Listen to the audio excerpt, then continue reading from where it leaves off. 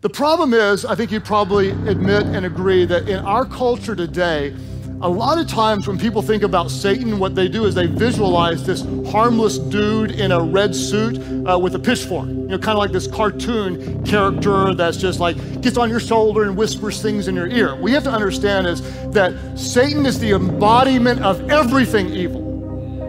Behind every addiction, there is Satan. Behind every abuse, there's Satan. Behind every fear, he gives a spirit of fear, pain and shame.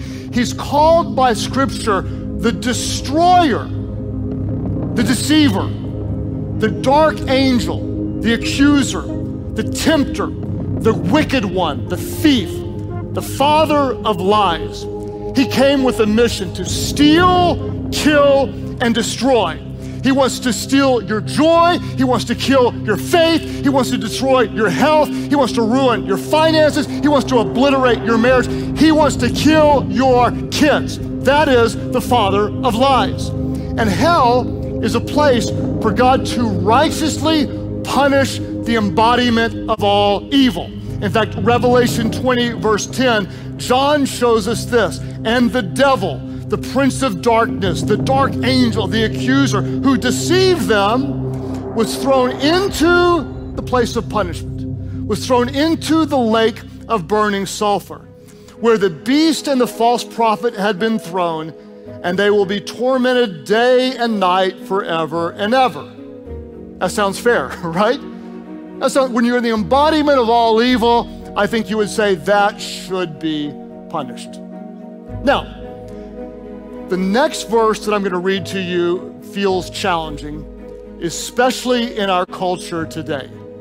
Because let's be honest, the Bible talks about something called sin, and sin in its essence is missing the mark. That's what the word means in the Greek, hamartia. It means missing the mark. It means doing something that is not God's will. It's not God's best. It's not God's plan. It's wrong in the eyes of God, and it's sin.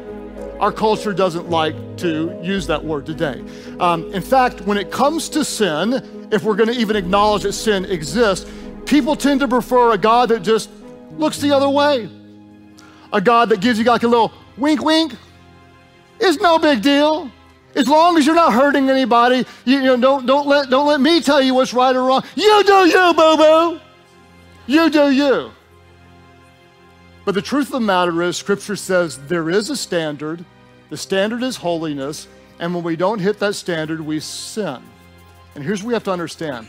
It is impossible for God to be holy without also being just.